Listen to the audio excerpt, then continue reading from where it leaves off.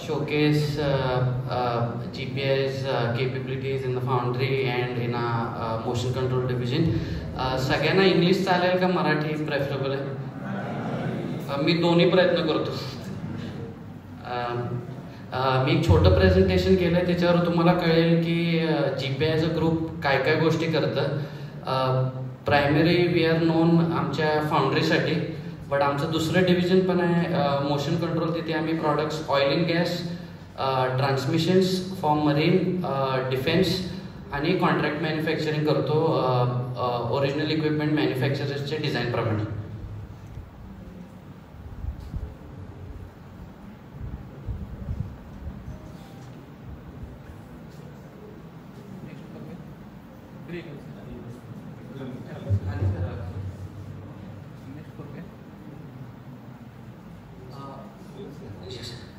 हे आमचे core values आहेत. So any employee at GPI हे आमचे बेसिक पिलर्स आहेत जे आम्ही फॉलो करतो, which is design excellence, teamwork, reliability and extremely customer centric. Okay, so कस्टमरची रिक्वायरमेंट समजून त्यांना जे सोल्युशन पाहिजे ते प्रोव्हाइड करणे. Okay, integrity in terms of operations, how we deal with the customers. Sustainability, जे आता कोविडपासून सगळ्या मेजर ओएसनी सांगितले की sustainability is a core part of growing your business. म्हणजे ज्याच्याप्रमाणे आपण एन्व्हायरमेंटल रिस्पॉन्सिबिलिटी कशा प्रकारे करू शकतो, आणि safety of our employees and our workers.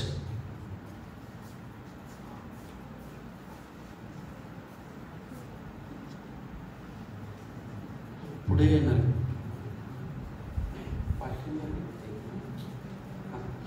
पुढे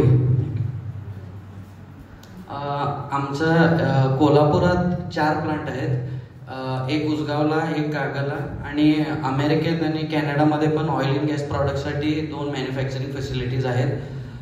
दी अमेरिकन कंपनीचं नाव आहे ऑमनीवॅब्स. नेक्स्ट, हे तुम्हाला नुसतं अंडरस्टँडिंग द्यायला की फाउंड्रीमध्ये आमचे 2 प्लांट आहेत. आपण India's largest capacity at a single location आहे कागलला.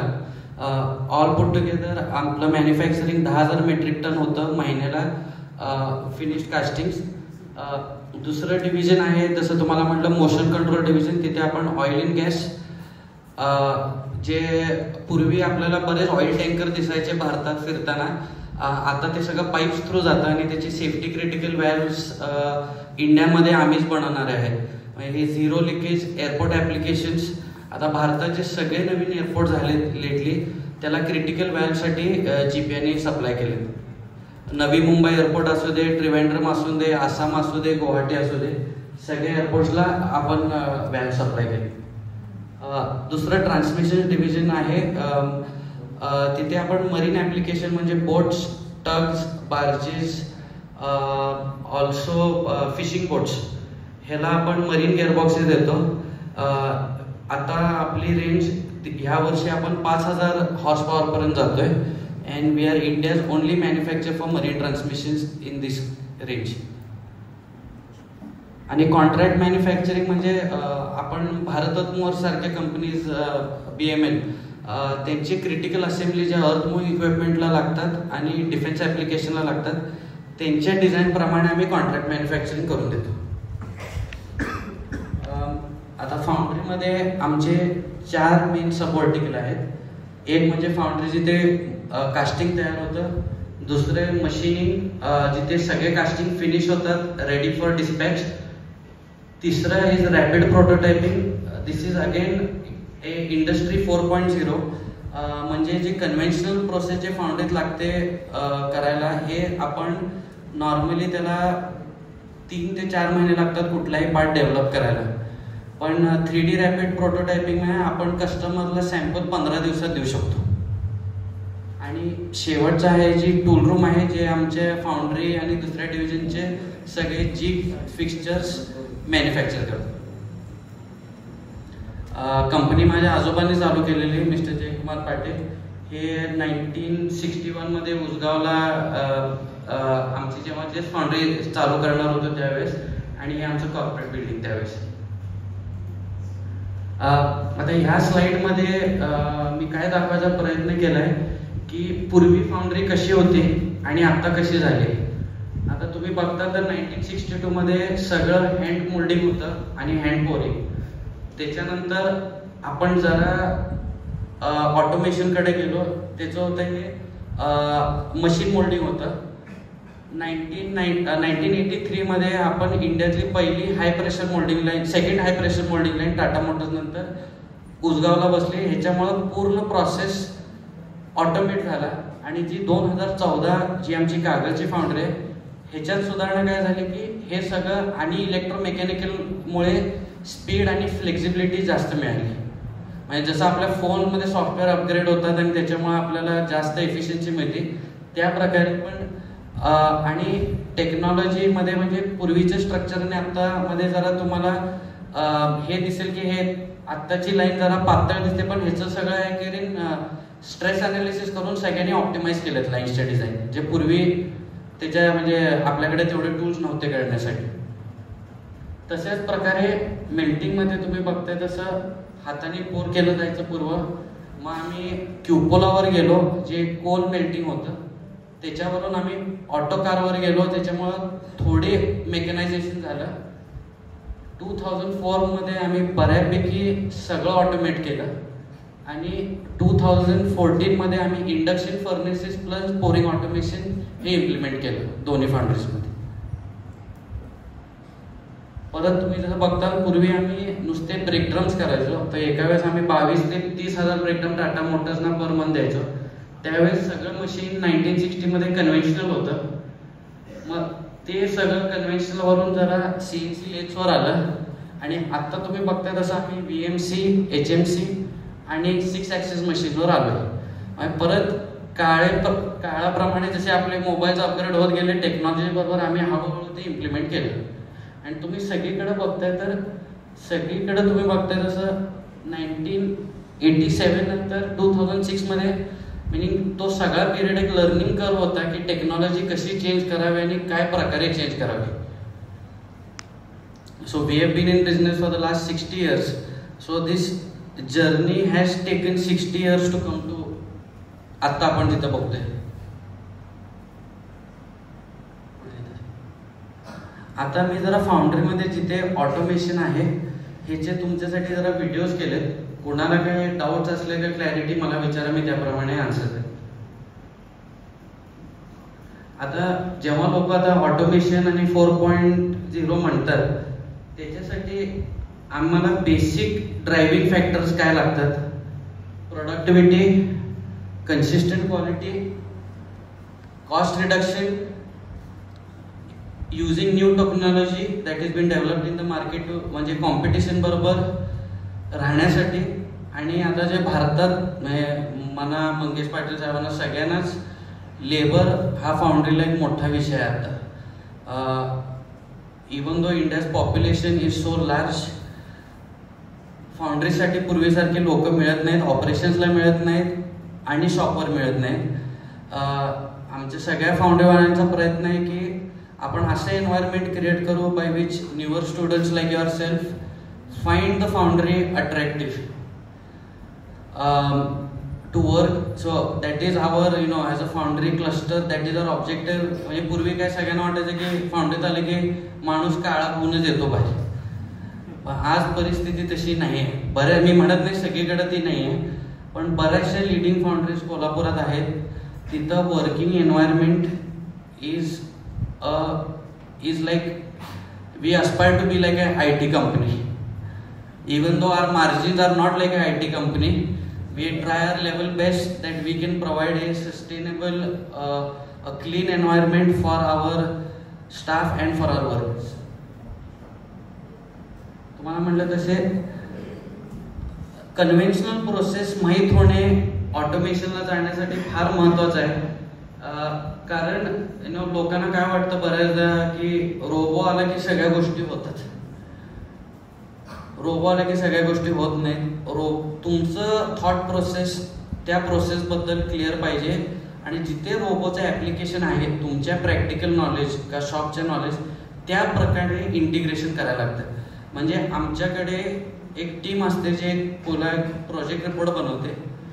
त्याच्यानंतर बऱ्याचदा आम्ही एक छोटा प्रोजेक्ट रन करतो. तो प्रोजेक्ट 1 वर्ष 1.5 वर्ष चालवला जातो. तो शॉपच्या लोकांबरोबर, वर्कर्स बरोबर जे चालवतात ते ऑटोमेशन, आणि आमच्या कॉस्टिंग टीम बरोबर की आपण जी आयडिया केलेली त्याच्यामध्ये काय ते आम्ही जे पेपरवर घातलेले आणि ॲक्च्युली होते त्याच्यात किती डिफरन्स आहे बघण्यासाठी. आणि मग बऱ्याचदा जसं आपण प्रॅक्टिकली वापरतो त्याच्यात गोष्टी चेंज करायला लागतात. हां, म्हणून हे एक मी म्हणू शकतो एक म्हणजे एक ऑटोमेशनचा एक फार महत्त्वाचा प्रश्न आहे की पहिले आपली बेसिक प्रोसेस समजून घेणे. आणि ऑटोमेशन इलेक्ट्रॉनिक्स आणि फाउंड्रीमध्ये भयानक फरक आहे. इलेक्ट्रॉनिक्समध्ये जेव्हा तुम्ही मोबाईल कंपनी बघता, तुम्ही रोबो नुसतं ठेवताना बघता गोष्टी, ते बंद होतं जातं. फाउंड्रीत एरिया स्पेसिफिक ऑटोमेशन करायला लागतं, कारण आम्हाला कॉस्ट आणि ऑटोमेशनचं ही बॅलन्स ठेवावा लागतो. कारण सगळीकडे अतिशय कारण इंडियात कुठलीही फाउंड्री नाही जे मास प्रोडक्शन करते. ते बॅच प्रोडक्शन करतात जिथं आम्ही मल्टिपल क्लायंट्स हँडल करतो. आमच्याकडे जीपे we have 29 clients and 560 parts. Against तुम्ही युरोपमध्ये फाउंड्री बघितले तर a foundry will have not more than 4 clients and they will produce the same parts in large volumes. आत्ताच्या परिस्थितीत India is still at a better position जे आपण 10 वर्षापूर्वी होतं. हळूहळू युरोपसारखे वॉल्यूम्स आपल्याकडे यायला लागलेत आणि त्या प्रकारे इंडियन इंडस्ट्री ऑटोमेशन इम्प्लिमेंट करते इन स्टेजेस. पुढे आता हा पहिला व्हिडिओ आहे, सँड प्लांटचा व्हिडिओ आहे. ह्याच्यामध्ये पूर्वी सगळ्या सँड प्रॉपर्टीज लोक मॅन्युअली चेक करायची आणि त्याला मॅन्युअली ॲडिटिव्ह घालायला लागायचे सँड प्लांटमध्ये. पण आता ह्या व्हिडिओमध्ये तुम्हाला दिसेल की त्याला ऑटो फीडबॅक सिस्टम आहे, ज्याच्यामुळे ॲडिटिव्हचे सँडचे प्रॉपर्टीज देण्यासाठी ऑटोमॅटिकली हे सिस्टममध्ये घातले जातात. व्हिडिओ डबल क्लिक करा.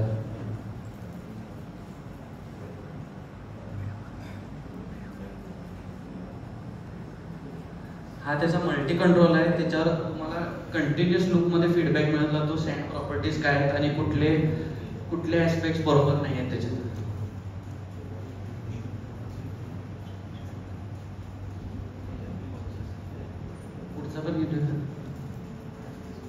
आता पूर्वी मोल्डिंगमध्ये हे मॅन्युअली करून घालायला लागायचं मशीनमध्ये.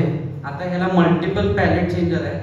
आम्ही एका वेळेस 6 आयटम लावून ठेवू शकतो आणि कस्टमर रिक्वायरमेंट प्रमाणे आम्हाला PLC वरनं हे सगळं HMI वरून चेंज करता येतं. म्हणजे पूर्वी आम्हाला उसगावची फाउंड्री चालवायला 3000 मेट्रिक टनाला आम्हाला 450 स्टाफ लागायचं. कागलला जाताना आम्हाला 6000 मेट्रिक टन, डबल कॅपॅसिटीला 210 स्टाफ लागतो. ह्याचं क्लिअर इंडिकेशन आहे की ऑटोमेशनचे जे आम्ही चॉईसेस केले डिपेंडिंग ऑन द प्रोसेस.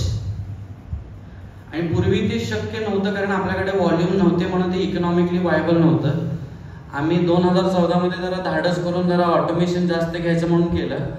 पण आजच्या कालांतरात आजपासून 10 वर्षापर्यंत आम्हाला त्याचं म्हणजे बेनिफिट दिसतात.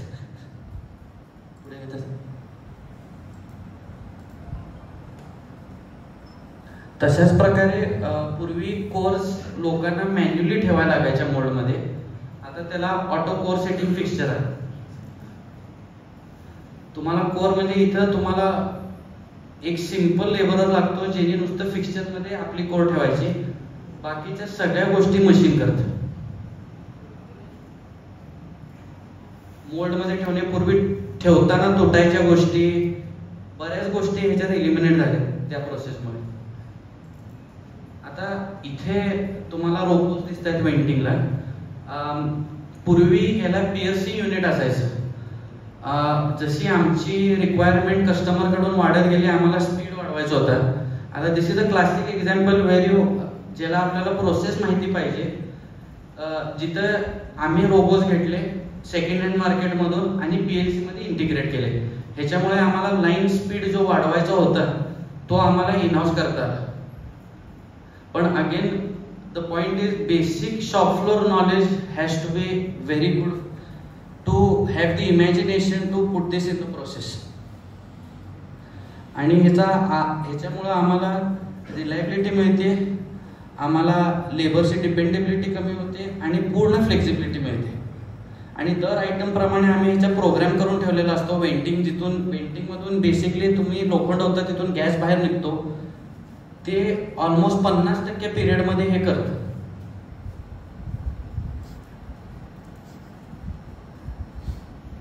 आता ही आमची हाय प्रेशर मोल्डिंग लाईनचा तुम्हाला टॉप व्ह्यू दाखवतोय. इथे ही इंडियाची पहिली लाईन आहे जिथं व्हर्टिकल स्टोरेज आहे. हे परत आमच्याकडे जागा कमी होते म्हणून, आणि पूर्वी आपण नॉकआउटवर इथे 25-30 लोक तरी असायचीच नुसतं कास्टिंग उचलून ठेवण्यासाठी. तिथं आम्ही मॅन्युप्युलेटर्स घातले. ओके, आणि हे मॅन्युप्युलेटर्सनी काय होतं, परत ती एन्व्हायरमेंट इज लिटल डिफिकल्ट काम करण्यासाठी, कारण तिथं भरपूर धुळा उडत असतो. आता त्या मॅन्युप्युलेटरमध्ये माणसाला AC कॅबिन असते, हेलिकॉप्टरची जी जॉयस्टिक असते ही सेम जॉयस्टिक याच्यात आहे, म्हणून माणसाने नुसतं उचलून ठेवणे. परत ह्याला कुठलाही म्हणजे तुम्हाला कुठलाही लेबरर ज्याला कॉमन सेन्स आहे 2 दिवसाचं ट्रेनिंग दिलं की तुम्ही हे करू शकता. आता मेल्टिंगमध्ये आम्ही तसंच केलंय. मेल्टिंगला आमच्या मेल्टिंगच्या टेकला पाठीमागच्या बाजूला इथे मॅग्नेट्स आहेत आणि त्याला वर वेइंग सिस्टम्स आहेत. त्याच्यामुळे ऑटोमॅटिकली जे चार्ज वेट होतो त्याचा अकाउंटेबिलिटी ठेवली जाते. पूर्वी ह्या बऱ्याच गोष्टी मॅन्युअली करायच्या, पण म्हणजे हे बेसिक ऑटोमेशन आहे की मॅग्नेटवरचं वेट घेऊन किती कास्टिंग ड्रॉप झाले आणि त्याचा डेटा मेंटेन करणे. म्हणजे सगळीकडे काही आपल्याला एकदम हाय एंड ऑटोमेशन करायला लागत नाही. हे आम्ही सॅस सिस्टमला कनेक्ट करतो. त्याच्यामुळे आम्हाला जेवढा स्क्रॅप आम्ही विकत घेतलाय आणि जेवढा कन्झ्युम केलाय त्याची डेटा फार करेक्ट मिळतो. आणि जे आमचं जे पुढचं युनिट आहे हे प्रेसपोर युनिट आहे. ह्याच्यात आम्ही लोखंड होल्ड करू शकतो आणि दर कास्टिंग प्रमाणे त्याला एक प्रोग्राम आहे. त्या प्रोग्राम प्रमाणे त्या लोखंडाला एक वेलॉसिटी असते आणि इनॉक्युलेशन एकत्र येतं स्ट्रीममध्ये. त्याच्यामुळे आमचं रिजेक्शन ऑलमोस्ट 7% कमी आहे.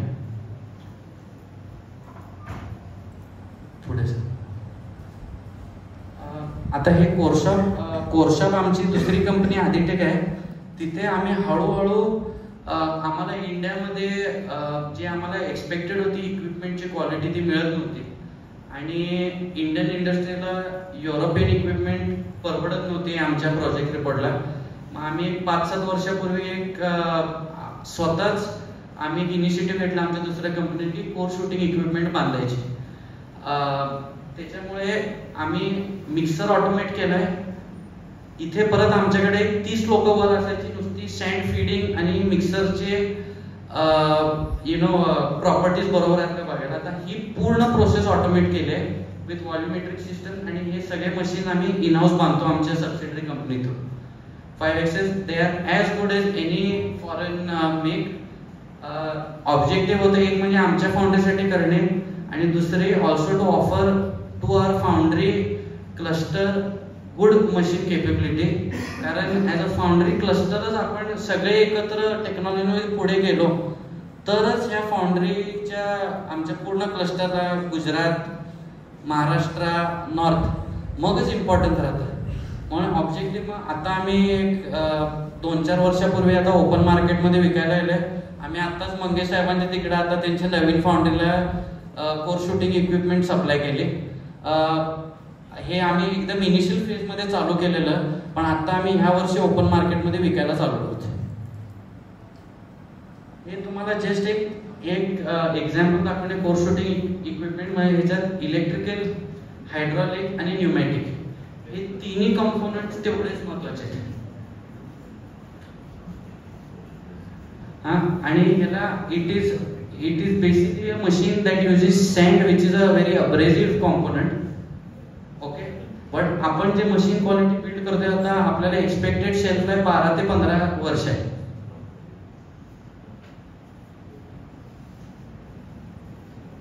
आणि core quality is the most important for a good casting.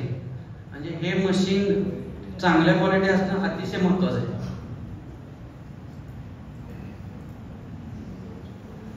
हा एक दुसरा प्रोजेक्ट आम्ही कोर्सशॉपमध्ये केला. कोरला आपल्याला पेंटिंग करायला लागतं. ही सगळी प्रोसेस आमच्याकडं मॅन्युअल असायची.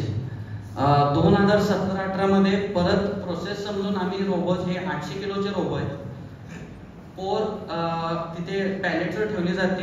ह्याचं पेंटची विस्कॉसिटी, आवनचं टेम्परेचर, हे सगळं एका सेंट्रलाइज्ड सिस्टम थ्रू केलं जातं. आम्हाला इथे अंदाजे पर शिफ्ट 125 लोक लागायचे एका प्लांटला. आता आम्हाला 3 शिफ्ट मध्ये 120 लोक लागतात चालवायला. आता ह्याचा डिसएडव्हान्टेज काय आहे की इनिशियल इन्व्हेस्टमेंट हायर साईडवर असते आणि त्याच्यानंतर हे कॉन्सेप्च्युअली आपल्या वर्कफोर्स आणि स्टाफ बरोबर हे ॲक्लिमेटाइज व्हायला आणि 1-2 वर्ष जातात. पण आता इंडस्ट्रीमध्ये जे पूर्वी मी म्हणतो सेमी स्किल्ड का नॉन स्किल्ड लेबर आहे, ह्याचं पॉप्युलेशन येत्या वेळेत कमी होत जाईल. पण जे मी म्हणतो डिप्लोमा, इंजिनिअरिंग, ITI ह्याच्यासाठी हे लोक लागतातच. कारण ह्याच्यात तुमच्याकडे मेकॅट्रॉनिक्स आहे, PLCs आहेत. मग ह्यांचं म्हणजे स्किल्ड, म्हणजे आपण म्हणतो स्किल्ड, सेमी स्किल्ड हे कमी होईल, पण टेक्निकल स्टाफची रिक्वायरमेंट वाढत जाते. आता हा आमचा दुसरा सेक्शन आहे. आमचं शेवटचं सेक्शन ज्या सगळ्या फाउंड्रीमधनं सगळ्यात अवघड असतो म्हणजे कास्टिंग फिनिशिंग सेक्शन. इथं पूर्वी लोक सगळं स्विंग ग्राइंडरवर करायचे, त्याच्यामुळे तुम्हाला लोक बाहेर येताना काळे दिसायचे कारण ती मेटल उडायची. आम्ही पहिलं चिप अँड ग्राइंड मशीन आमचं घेतलं हे 2013 मध्ये घेतलं आणि 2017-18 मध्ये रोबोटिक घेतलं. परत आम्ही हे बरेच वर्ष वापरलं. ह्याच्यामुळे ह्याच्यात बरेच डिसएडव्हान्टेज होते जे आम्ही समजून आम्ही रेक्टिफाय स्वतः केले मशीनमध्ये. आणि या येत्या वर्षभरात आम्ही पूर्ण आमचं chip and grind operation robots आणि HMC स्टाईल ग्राइंडिंग मशीनवर राहतो. ह्याला ग्राइंडिंग व्हील्स असतात आणि आता हे grinding also requires a lot of technical information सच जशी मशीन शॉपला लागते. कारण दर व्हीलला एक स्पीड आणि फीड असतो, ते समजून घेणे फार महत्वाचं आहे. त्याच्यामुळं ग्राइंडिंग कशा प्रकारे करावं, काय प्रकारे करावं, इथे ॲडव्हान्टेज काय की आम्ही हे सुट्टीतही चालू ठेवू शकतो. आम्हाला ॲज अ फाउंड्री आम्हाला फ्लेक्झिबिलिटी, कारण पार्ट्सची म्हणजे मार्केट जे पुल करतं ट्रॅक्टर इंडस्ट्रीमध्ये का ऑटोमोबाईलमध्ये त्याची रिक्वायरमेंट सीझन प्रमाणे बदलत जाते. आणि तो कोविडपासून तो पिरियड अतिशय सायक्लिक झाला आहे. पूर्वी एक प्रिडिक्टिव्ह स्केड्यूल मिळायचं जे आत्ताच्या मागच्या 5-7 वर्षात शक्य नाही. आम्हाला मार्केटप्रमाणे आमचे प्रोडक्शन स्केड्यूल बदलायला लागतात. ह्याच्यामध्ये हे अतिशय उपयोगी आहे कारण याला फिक्स्चर बदललं की तुमचं प्रोडक्ट 1 तासाभरात फिक्स्चर बदलतं आणि तुमचा प्रोग्राम प्ले केला की त्याच्याप्रमाणे ते काम त्याचं करत राहतं. ह्याच्यात परत तुम्हाला एक सिंपल माणूस लागतो नुसतं कास्टिंग लोड करण्यासाठी. आणि ह्याच्यात पण बरेच ऑटोमेशन चे वेगळे आता आम्ही मेनन ग्रुपला आम्ही लिएंको कंपनीला रिप्रेझेंट करतो फॉर ग्राइंडिंग. आता आम्ही त्यांना एक सेल आत्ता विकलंय तिथं त्यांनी ब्लॉक्स बनवतात. त्यांनी नुसते ब्लॉक बनवतात. मंगे साहेबांनी आमच्याकडे मल्टिपल पार्ट्स असतात म्हणून आम्हाला एकदम हाय एंड ऑटोमेशन करता येत नाही. पण त्यांच्यामध्ये ही सेल कम्प्लिटली मॅनलेस चालते. त्याला कन्व्हेअर आहे, त्याच्यावर ब्लॉक ठेवले जातात, लोड ऑटोमॅटिकली होतं, अनलोड ऑटोमॅटिकली होतं आणि स्टेजेसमध्ये आम्ही त्यांच्या रिक्वायरमेंट प्रमाणे ऑटोमेशन ऍड करत जातो. मग आता आम्ही त्यांना प्रोजेक्ट देताना आम्ही त्यांना पूर्ण ऑटोमेशन देतो आणि मग आम्ही फेजेसमध्ये ब्रेक करत ते सप्लाय करत जातो. सिमिलरली पेंटिंग हा एक मोठा विषय आहे फाउंड्रीमध्ये. परत इथे extremely labour oriented plus paint wastage आणि डिस्पोजल सस्टेनेबिलिटीच्या दृष्टिकोनाने फार मोठा विषय आहे. मग आम्ही एक डेमो प्रोजेक्ट रन केला ब्लॉक्स रंगवण्यासाठी, जिथं पूर्ण पेंट विस्कॉसिटी रोबोने मेंटेन केली जाते. ब्लॉक्समध्ये आम्हाला 95% कव्हरेज मिळतं रोबोने आणि कन्सिस्टंट क्वालिटी. पेंट वेस्टेज 50% कमी होतं. ओके. आणि म्हणून आम्ही दर ऑटोमेशन प्रोजेक्टला आम्ही स्पेसिफिक टीम ठेवतो जी हे सगळे शॉपवरचे इश्यूजचा डेटा कलेक्शन बरोबर पाहिजे तुम्हाला ऑटोमेशनचा ROI काढायला.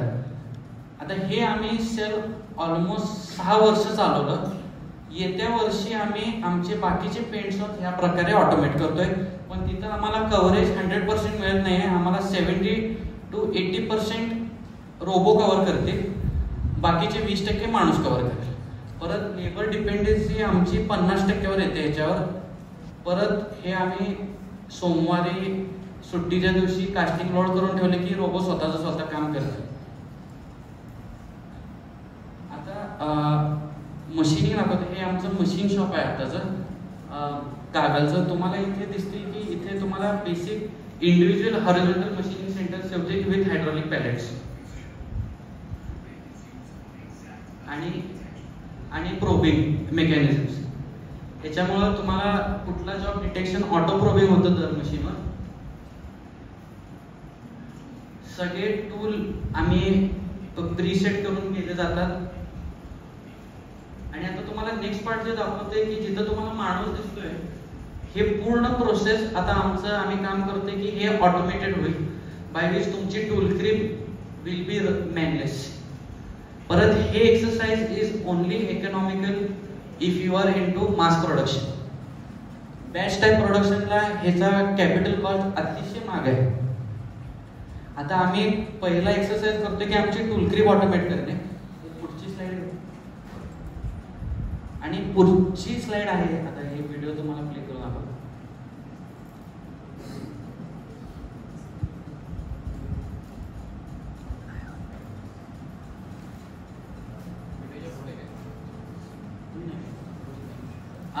सॉरी हा व्हिडिओ प्ले होत नाही. आता आम्ही काय करतोय आमच्या मशीनिंग सेंटरला आम्ही फ्लेक्झिबल मशीनिंग सिस्टम म्हणतो. म्हणजे तुम्हाला दिसेल दर मशीनच्या पाठीमागे तुम्हाला मल्टिपल व्हर्टिकल पॅलेट सिस्टम दिसतात. जसे तुम्ही कारचं व्हर्टिकल पार्किंग बघता आता मॉलमध्ये, सिमिलर कॉन्सेप्ट. ह्याच्यावर मास प्रोडक्शनचे तुम्ही जॉब्स लोड करून ठेवायचे तेवढे सगळे फिक्स्चर हायड्रॉलिक लागतात ह्याच्यासाठी आणि टूल रूम ऑटोमेट करू शकता. हे तुम्ही मास प्रोडक्शनला केलं तर फॉर एक्झाम्पल आमच्या कागदाच्या मशीन शॉपला 45 मशीन आहेत. दर मशीनला 2 लोक लागतात. ओके. आता आम्हाला ह्या सेम व्हॉल्यूमसाठी आम्हाला हे शॉप 25 लोकांचं चालवता येतं. आणि सोमवारी आम्ही एकदा पॅलेट्स लोड करून ठेवले तर मंगळवार म्हणजे आम्ही सगळ्या शॉपच्या लाईट बीट बंद करून ते ऑटो रन होतं. आणि ह्याला इंडस्ट्री 4.0 मधून तुम्हाला तुमच्या कुठल्याही स्मार्ट डिव्हाइसवर तुम्हाला लाईव्ह डेटा मिळतो की त्याला कुठेही मेंटेनन्स इश्यू आहे का, प्रोडक्टिव्हिटी तुमची ओई किती मिळते तुम्हाला. नॉर्मली मशीन शॉपचं ओई should be upwards of 85%. Okay, but if this system is used effectively, you can get a OE of over 95%. Okay, by which you will have a competitive advantage over the competition.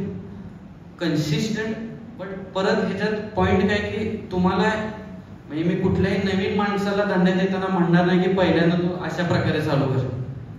तुम्हाला conventional to HMC to ऑटोमेशनचे हे steps करू नये. आमच्यासाठी हे decision म्हणजे ही technology मार्केटमध्ये मागचे 20 वर्ष आहे युरोपमध्ये, पण it has taken GPI about 21 years to understand the complexity of the system, understand if you have the right people to run the system.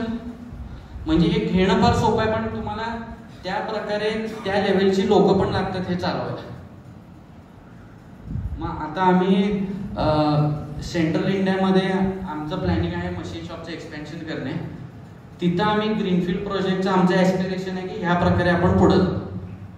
पण ह्याच्यात परत it requires high level of process understanding, high level of understanding on jig, fixtures, tooling, and at the same time understanding machine tool आणि right machine selection for your jobs.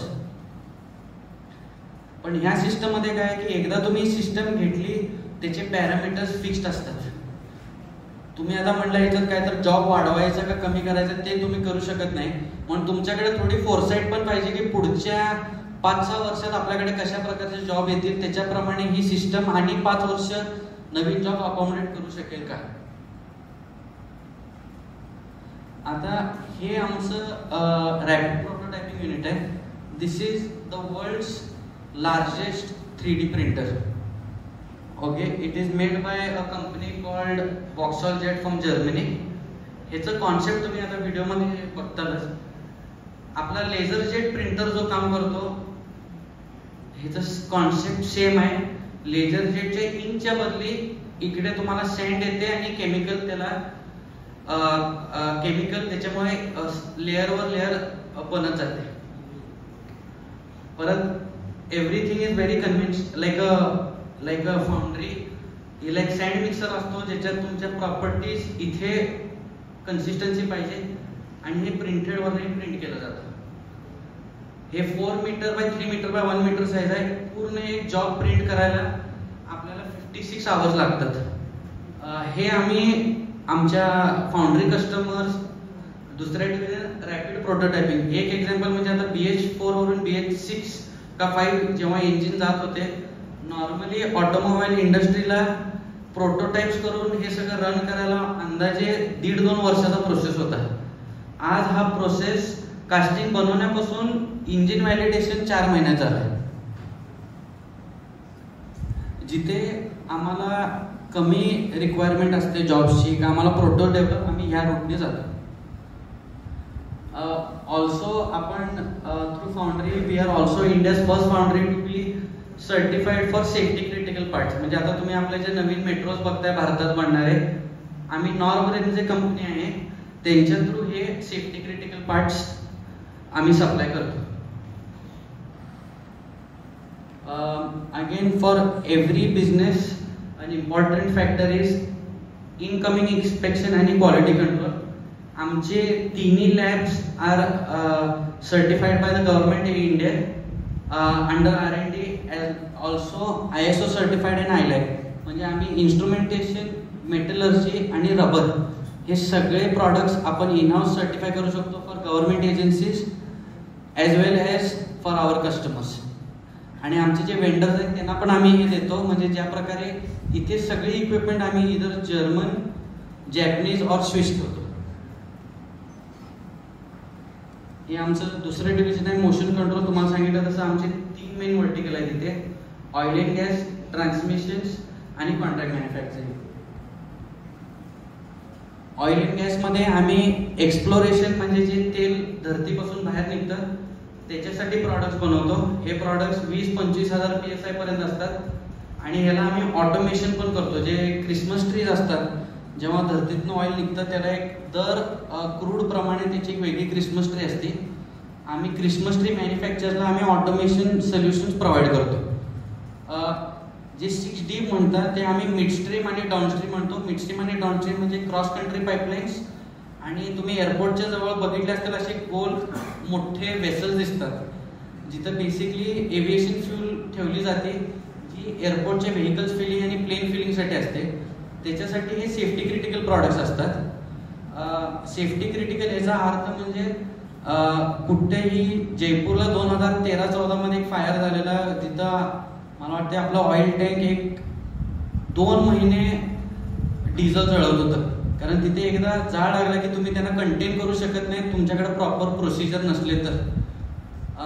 तिथे आम्ही आमचा पहिला well double block in bleed implement केला भारतात पहिल्यांदा. याचं वैशिष्ट्य आहे की जाळ लागला तरी हा व्हॅल्व 6 तास तो जाळ होल्ड करू शकतो.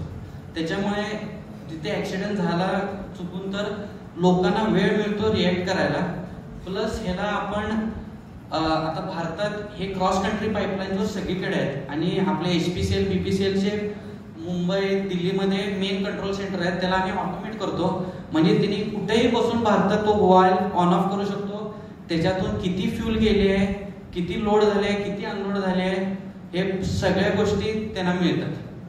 जे पूर्वी इंडियात हे नव्हतं, पण मागच्या 10-15 वर्षात हे बरीच इम्प्रूव्हमेंट आपल्या ऑइल इंडस्ट्रीमध्ये झाले. त्याच्यामुळं कारण आपलं कन्झम्पशन ऑइलचं वाढलंय. आपली requirement of the middle class has gone up. Gas आता आपल्याला सगळ्यांना घरी येतो. सगळीकडे व्हायला लागले. जे पूर्वी नुसतं मोठ्या शहरांच्यात व्हायचं ते आता छोट्या गावांच्या कोल्हापुरात सगळीकडे व्हायला लागले. म्हणून ह्याची रिक्वायरमेंट वाढते. आता हे आमचं मोशन कंट्रोलमध्ये आमचे मरीन ट्रान्समिशन्स पण आहेत. ह्या वर्षी आम्ही 10 HP ते 3000 HP